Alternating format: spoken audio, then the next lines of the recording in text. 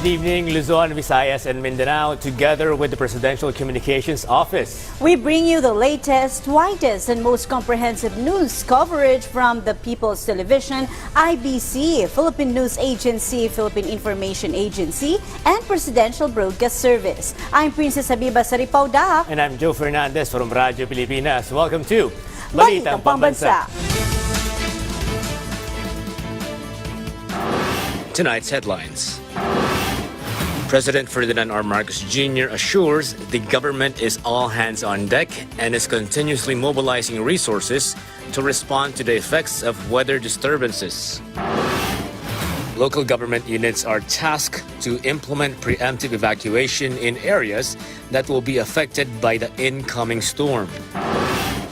Authorities arrest and detain retired police Colonel Royina Garma in the U.S. due to her canceled visa.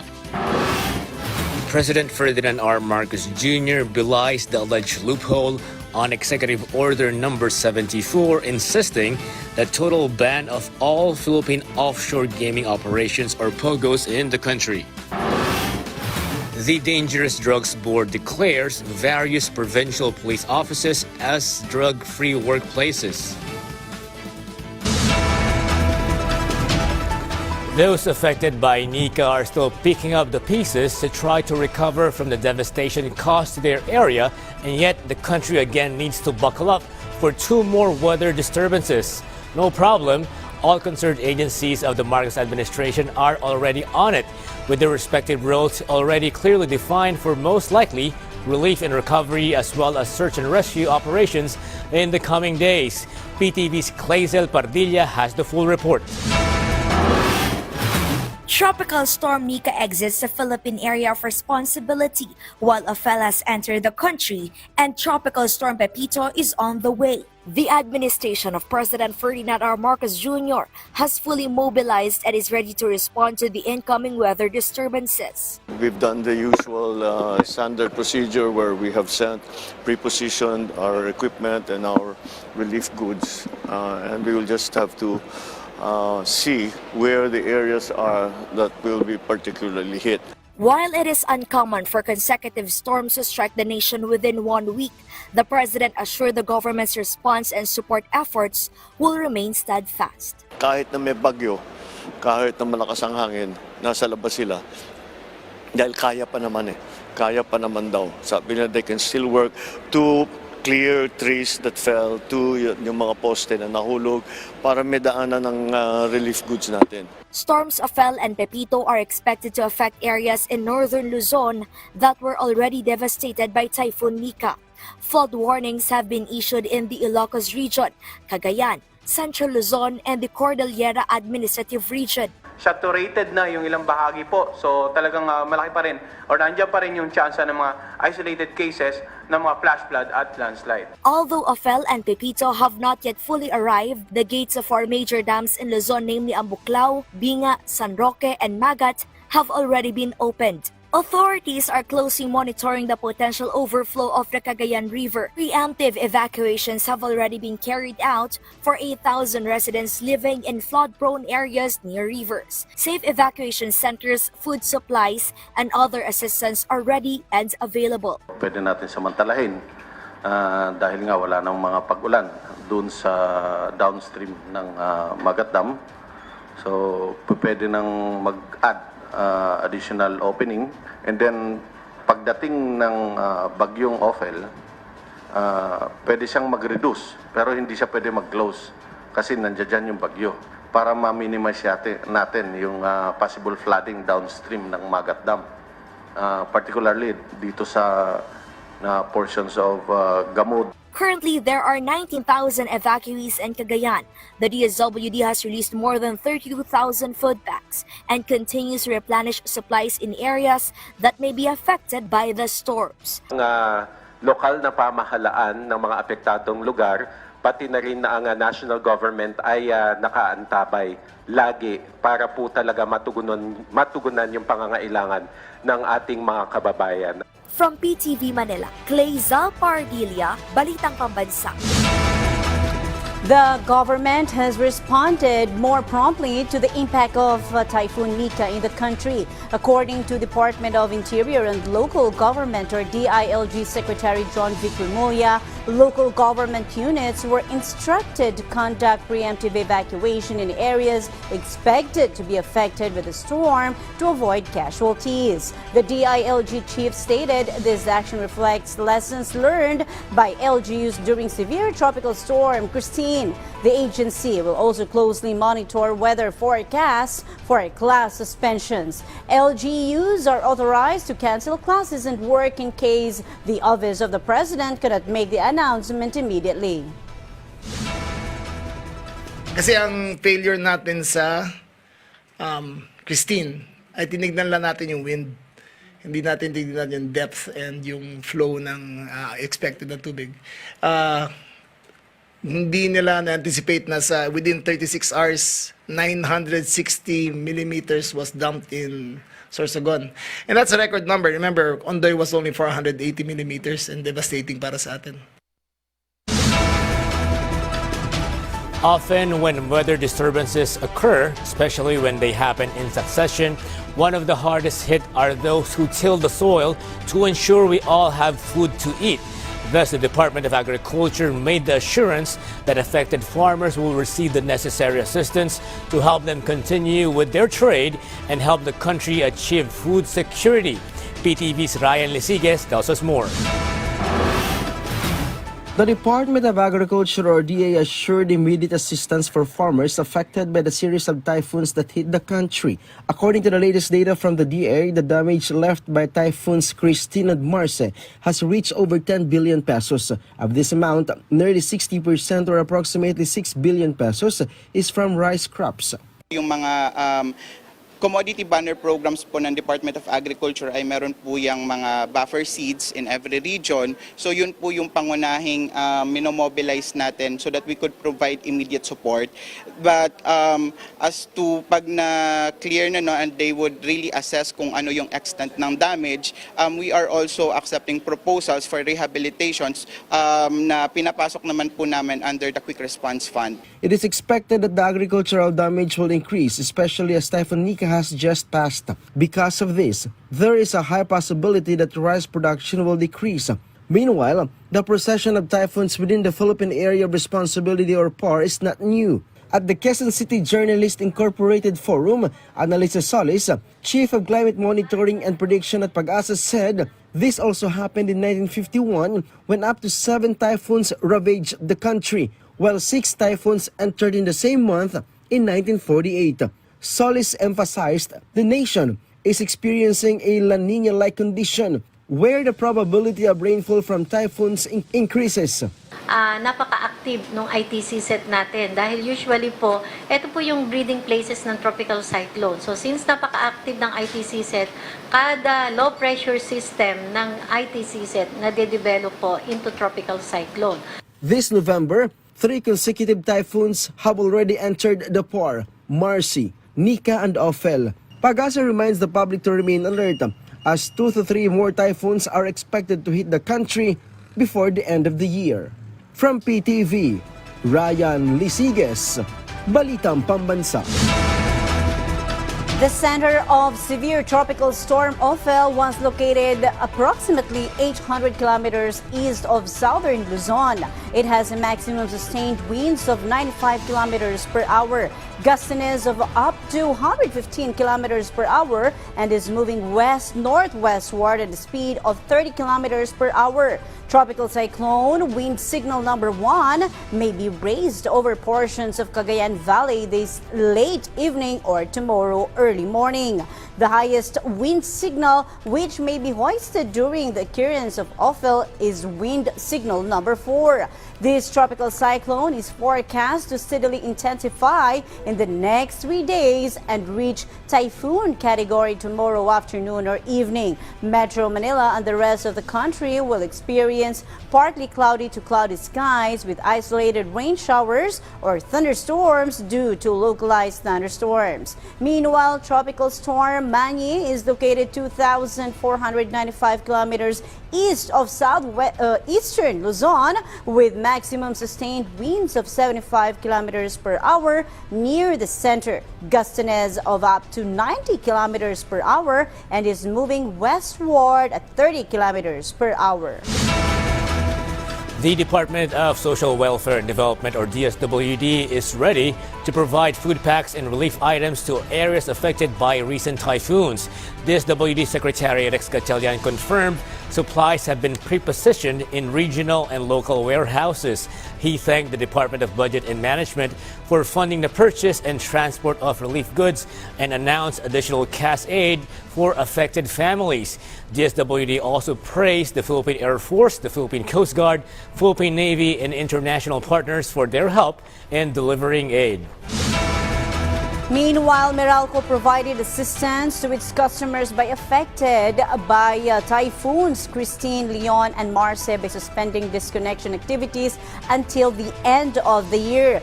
This in line with the directive of President Ferdinand Marcos Jr. and the Energy Regulatory Commission. In addition, Mealco also established installment payment arrangements within 6 months for customers with October and December bills. PEF Fund announces its readiness to receive applications for housing and calamity loans for typhoon victims. PTV's Bien Manalo has the details.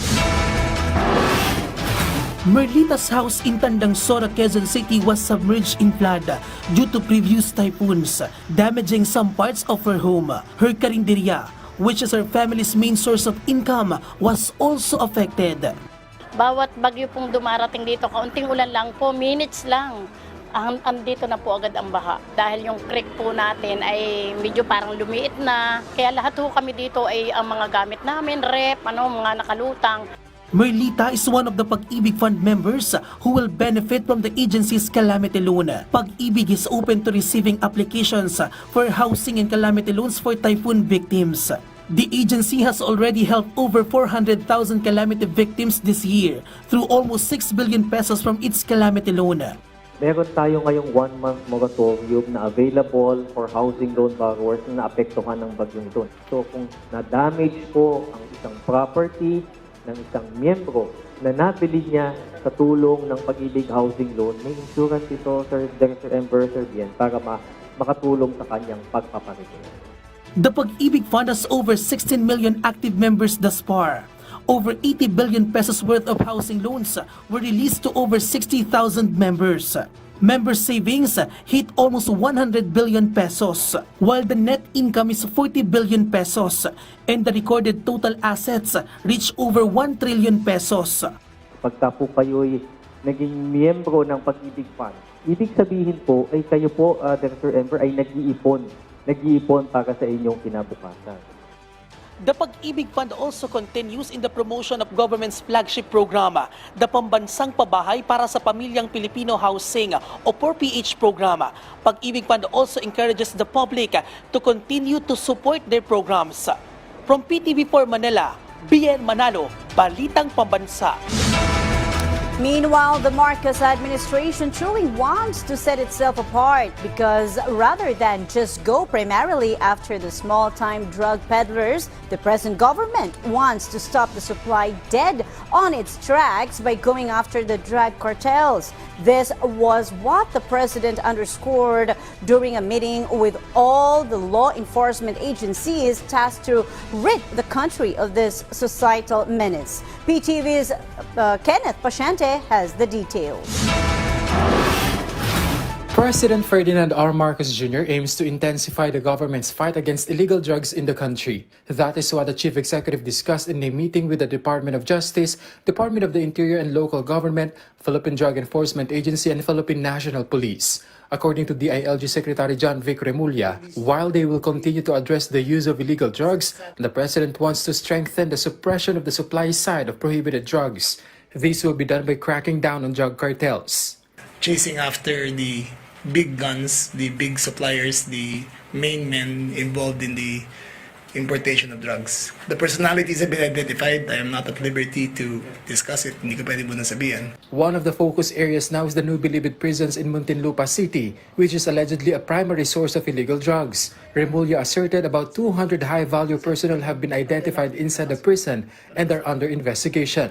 These individuals are now more high-tech, as they are using cryptocurrency. The DILG chief plans to transfer them to high maximum security facility to cut off their connection to the spread of illegal drugs. Safe to say it will be the most secure facility yet built, and yung communication lines sila will be totally cut. But why does the circulation of drugs still persist inside the penal farm? Systemic na yung problema sa loob ng Muntinlupa. So they're trying a new approach. Kahit anong gawin nila isi-sweep nila after 2 weeks, lahat may telepono na naman. So evidently there's something wrong within the system, and changing personnel is not the answer. You have to change the location, change their availability, change their accessibility para yung communication to the outside world is curtailed. So ayun ang ginagawa. The president is also focused on the point of entry of illegal drugs, including the Manila International Container Port, among others. The government will strengthen cooperation with foreign anti-drug entities, such as the USDA, to prevent the entry of drugs into the country. Meanwhile, Remulla confirmed the deportation of retired police Colonel Royima Garma after she went to the United States, where airport authorities discovered that her visa and that of her daughter were cancelled. The Philippine Bureau of Immigration and the U.S. Immigration and Naturalization Service made arrangement for Garma's return to the country. We don't even know why Garma's visa was cancelled. Apparently, the US flagged her and na-cancel yung mga visa nila. Kasi yung pati anak hindi pinapasok eh. Pareho silang upay yung pinauwi dito. As far as I know, pauwi pa lang. Pauwi pa lang sila dito. Kailan ang dating, sir, expect? I think tomorrow ang flight kukunin nila.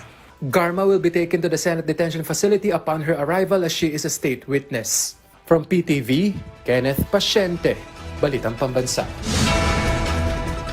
President Ferdinand R. Marcos Jr. refuted the alleged loopholes in Executive Order No. 74, which bans Philippine offshore gaming operators, or POGOs, in the country.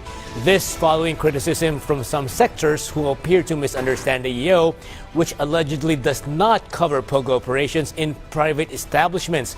The chief executive clarified the total POGO ban is clear and that they cannot operate under any similar licenses. He further emphasized the EO is sufficient to ban POGO operations in the country and there is no need for a separate law to address the issue.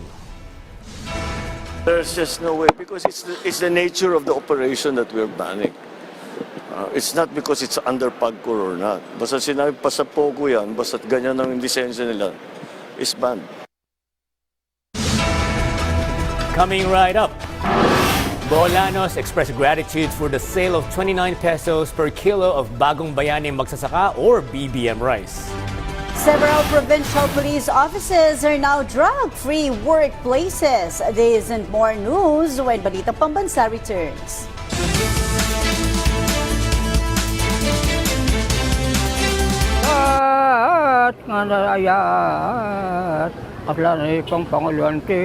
Pangulo ti Pilipinas, agigip ito taray nga napinta. Takil tinak panagyaman,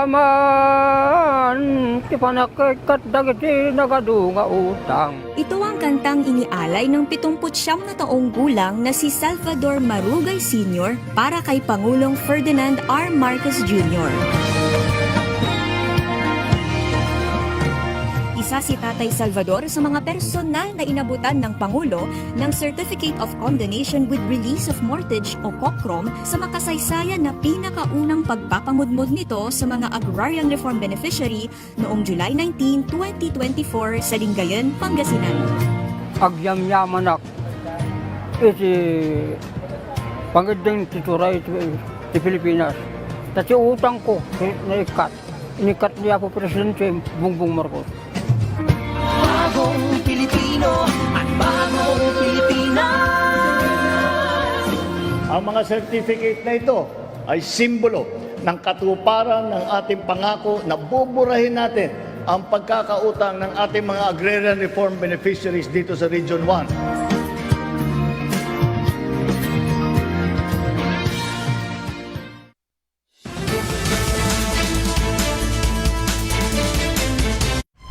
Sa isang malayang demokrasya, mahalaga ang pagiging bukas. Mahalaga ang partisipasyon ng bawat isa. Dahil karapatan ng lahat na makibahagi sa mga usapin. Patas para sa isang bagong Pilipinas. Congress TV. Tutukan ang mga sesyon ng Kongreso sa PTV at sa aming digital platforms. Kahit saan, kahit kailan, watch democracy in action. Congress TV.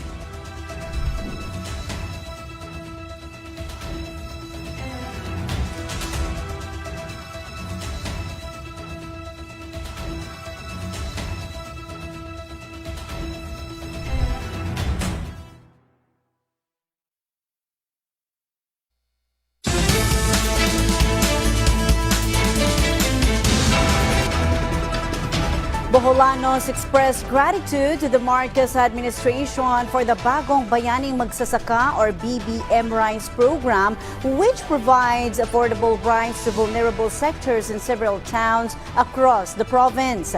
Philippine Information Agency Central Visayas Marifel Faith Hammond has more. Senior citizens, solo parents, 4-piece beneficiaries, and persons with disabilities in Bohol are grateful to the Marcos administration for bringing to Bohol the Bagong Bayaning Magsasaka BBM rice at 29 pesos. The Philippine government has started selling 29 pesos per kilo rice in some National Irrigation Administration offices to vulnerable sectors in several towns in Bohol. Salamat nga niya sinabot ng presyo sa gas na tagbitinigig kay para nga masulbat ang problema sa magluno. NIA launched the sale of BBM rice at 29 pesos at the NIA Bohol Integrated Irrigation Systems Farmers Hall in Poblacion, Pilar Town. A total of 952 bags of freshly harvested and milled rice were sold at 290 pesos per bag for the vulnerable members of the community. From the Philippine Information Agency Central Visayas, Marfel Faith Hammond, Balitang, Pambansa. Department of Budget and Management Secretary Amena Pangandaman thanked President Ferdinand R. Marcos Jr. for signing Administrative Order Number 26, which provides a one-time rice grant to all military and uniformed personnel or MUPs. The order grants each active MUP 25 kilograms of rice. This initiative, recommended by the DBM and the Department of Agriculture, is aimed at supporting MUPs in light of socio-economic challenges while also benefiting local farmers. The rice will be distributed from December to March 2025, sourced from farmers through the Kadiwa program. This will cover MUPs from the Armed Forces of the Philippines, Philippine National Police, Bureau of Fire Protection, Bureau of Jail Management and Penology, and other related agencies. Funding will come from the 2024 Contingent Fund, and the order takes effect immediately after publication. The Department of Education, Palawan Electric Cooperative, and the Institute of Integrated Electrical Engineers entered into a memorandum of agreement to conduct free inspection and upgrading of lines in schools in Puerto Princesa. Philippine Information Agency Mimaropa's Rachel Ganachal has the full details. Natural and man-made disasters occur anytime at any place. Schools that house children are not exempted on this. With this, the Puerto Princesa City Schools Division of the Department of Education has entered into an agreement with the Palawan Electric Cooperative and Institute of Integrated Electrical Engineers Incorporated, Palawan, for free inspection and upgrade of electrical lines in schools in Puerto Princesa. Assistant Schools Division Superintendent and Officer in Charge Laida Lagar Mascareñas said that the Engineering Department of the Puerto Princesa City Schools Division will select 6 schools that they recommend for inspection and upgrading of lines. Depende sa kanyang pag-assess kung aling schools ang matutulungan nila. Kasi di ba makikita natin yung ang mga school kasi natin, salasalabat na yung mga wire, and then hindi na natin alam kung safe ba ito or hindi. Mascareñas signed the Memorandum of Agreement last October 28 with Paleco General Manager Res Contribida and IAEE Palawan Chapter President Michael Ernie Rodriguez. The City DepEd also requested IAEE to conduct training and orientation for safety, which will serve as the basis for the decision-making of school heads in relation to electricity. The training can also aid in making better use of the equipment typically provided for the senior high school technical vocation strand. Kailangan na knowledgeable ang ating mga teacher at saka ang students natin. Kung dapat ba na idagdag natin sila sa loob, paano kung hindi na kaya? City DepEd still in talks with Paleco and IAEE for other services they could offer to schools in Puerto Princesa. After inspecting the 6 schools, City DepEd may have another round of recommendations for the next batch of schools that will be inspected and upgraded by their partners. While DepEd continues its efforts to provide quality education to students, the safety of students and faculty is also given equal priority. From the Philippine Information Agency, Maropa, Rachel Garancial, Balitang Pambansa. The Dangerous Drugs Board declares several provincial police offices as drug-free workplaces. Philippine Information Agency Calabarzon's Main Odong has the details. The Dangerous Drugs Board recognizes the police provincial offices of Cavite, Laguna, Batangas, and Rizal, including the Regional Mobile Force Battalion 4A, as drug-free workplaces. The conferment of drug-free markers was done to highlight the commitment, discipline, and dedication of the region's police officers in upholding their sworn duties and continued fight against illegal drugs.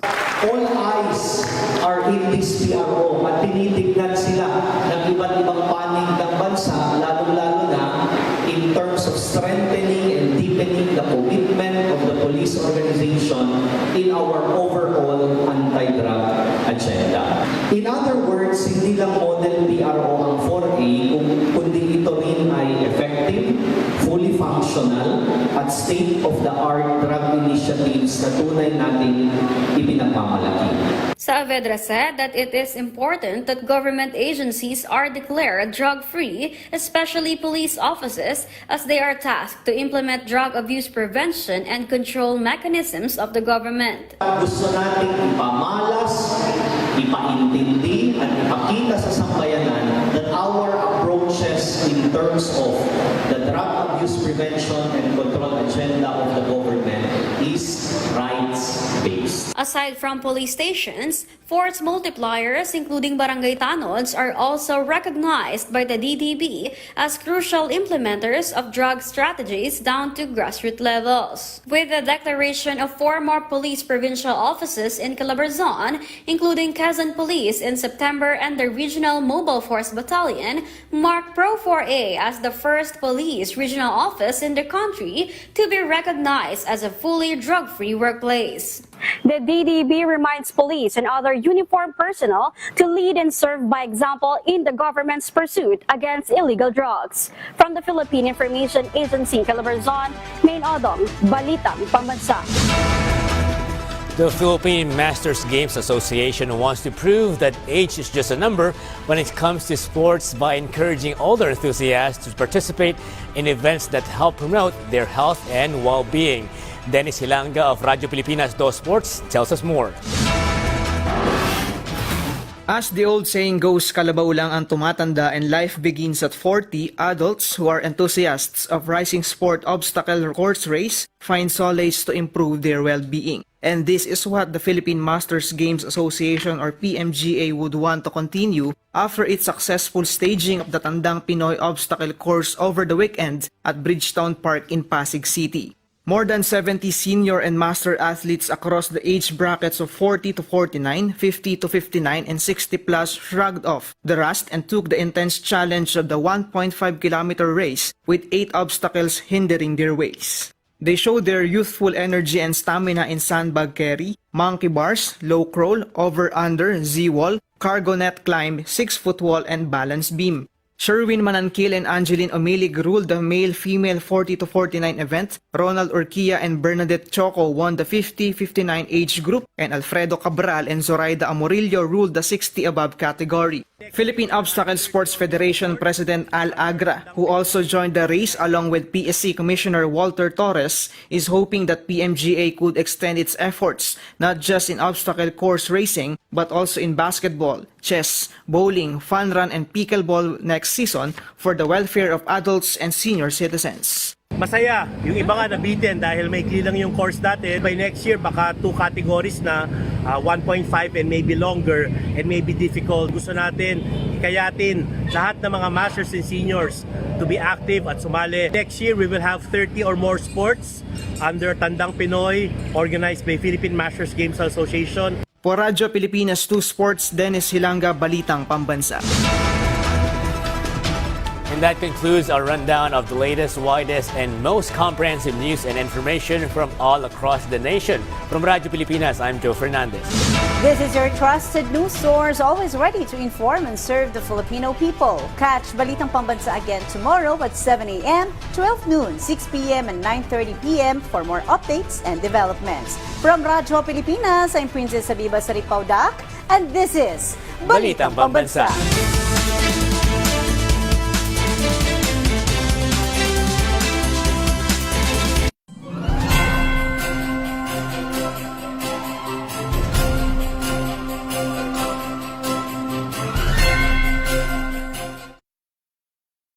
Ay kakabsat nga narayat kaslanay pang Panguluan ti Pangulo ti Pilipinas agigip iti taray nga napinta takil tinak pa nagyaman ti panakikat dagiti nagadunga utang. Ito ang kantang inialay ng 79 na taong gulang na si Salvador Marugay Sr. para kay Pangulong Ferdinand R. Marcos Jr.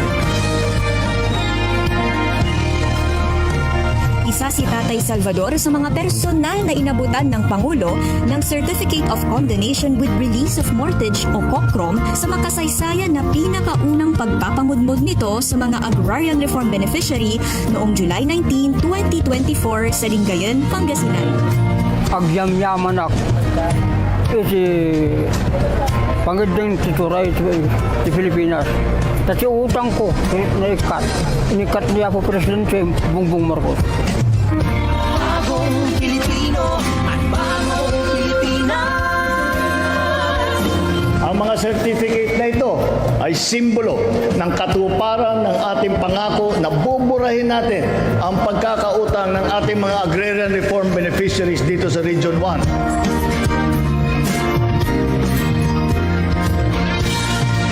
May nagpapalik.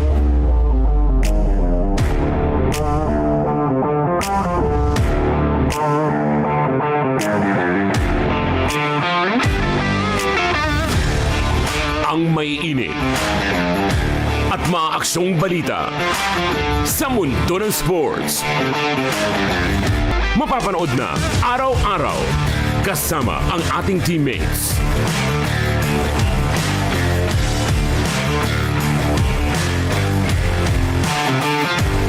PTV Sports para sa atletang Pilipino, para sa bagong Pilipinas. Lunes hanggang Linggo, alas 8 ng umaga sa PTV.